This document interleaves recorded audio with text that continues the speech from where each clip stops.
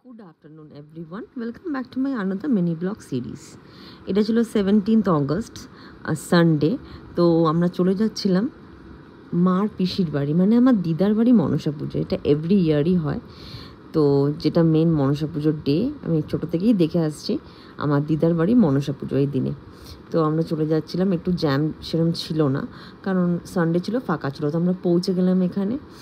বাচ্চাগুলো তো খুব এক্সাইটেড, বিশেষ করে আমার মেয়ে, কারণ কি ও আগেও দেখেছিল কিন্তু অতটা ওর মনে নেই, তখন আমরা ইউকে থাকতাম।